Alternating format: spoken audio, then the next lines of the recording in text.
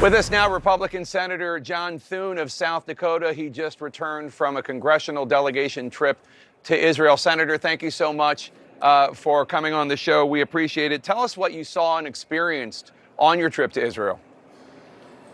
Well, we hit Saudi Arabia, Egypt, and Israel. In Israel, for sure, we met with families of family members who'd been taken hostage, which was a very, as you know, powerful and emotional meeting, and just reaffirmed our commitment to do everything working with our administration here in the United States, as well as with regional partners in the region, to try and get the American hostages out. We still have a number of them that are unaccounted for, and that's obviously a huge priority for those families, and certainly a huge priority for all the members of our delegation.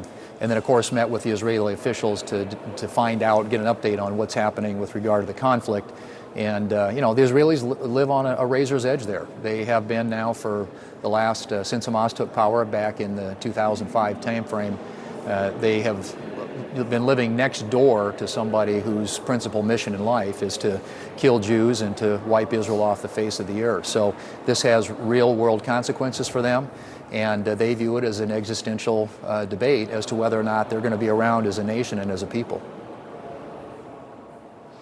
Obviously, there are a lot of concerns about the innocent Palestinians in Gaza and the humanitarian crisis there, not only because of the airstrikes, but because of the inability of aid to get into Gaza. Would you support a temporary pause in airstrikes, if you don't want to call it a ceasefire, or just a temporary pause to allow some of the aid to get in?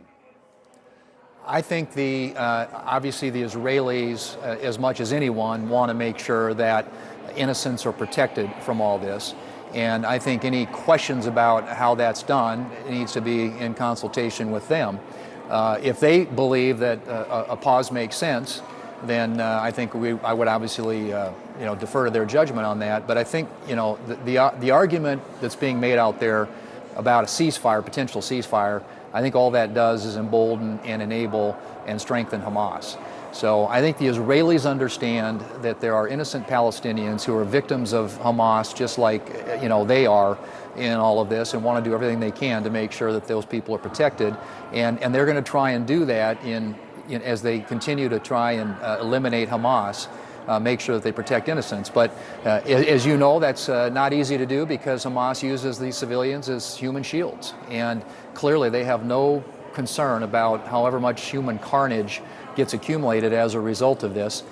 So it's really, I think, the Israelis' call, and working with our regional partners, trying to make sure we do everything we can to get hostages out and make sure that innocents are protected. We've been talking to a couple Palestinian Americans who are trapped in Gaza, and there are something like 500 to 600 Americans stuck in Gaza. It's obviously a complicated issue, but what is your understanding as to why these Americans can't get out? And do you think the Biden administration is doing enough to get them out?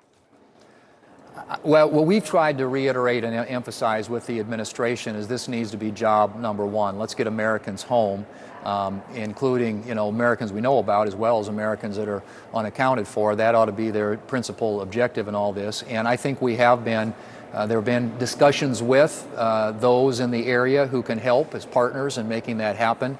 And I hope we see some progress there. But at the end of the day, that's, at least from our standpoint here in the States, we want to do everything we can to get Americans who are affected by this in Gaza back home safely, and we should be working with whomever. And I think, again, there are some folks who have some influence in all this in the region to make that happen. It looks like after almost 3 weeks of whatever it was, your colleagues in the House finally have themselves a Speaker-elect, Congressman Mike Johnson of Louisiana. In his comments, he has talked about aid to Israel, not so much about aid to Ukraine. Are you concerned about that? Will there be congressional aid to Ukraine in the future? Well, my expectation is that there will. And again, I don't know exactly how it all comes together at this point. We have our own process in the Senate. The House, as you point out, has a new speaker, which we're grateful for, and hopefully they can get up and functioning again and deal with the issue of providing aid for Israel. And We'll see about, obviously, where the votes are on Ukraine, but I certainly expect that there will be a big vote in the end in the House and the Senate for a package that supports America's national security objectives, which in my view include supporting and defending Israel, their right to defend themselves, and then also making sure that we stop Russia's aggression in Ukraine. Speaker-elect Johnson not only voted against counting the electoral votes from Arizona and Pennsylvania based on that wild election lies from Trump and company, he's one of the guys that helped organize that crazy election lawsuit from Texas. The Attorney General there got all the signatures, went to the U.S. Supreme Court. They didn't even take a look at it because it was so full of nonsense. Does that concern you at all? Well, he's now the Speaker of the House, and so he has a huge responsibility in discharging and executing the Speaker's responsibilities and duties under the Constitution. So, I have my own views, and I think you know well what those are with regard to the last election. But as we look forward, it's really important now that we try and execute on an agenda, not only that addresses what are vital national security interests of the United States, including what's happening abroad and what's happening at our southern border, but also just the basic functions and duties of funding the government.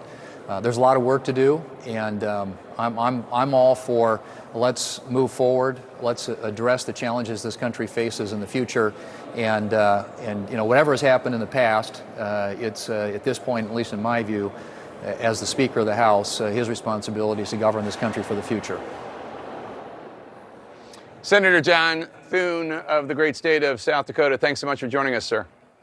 Thanks, Jake.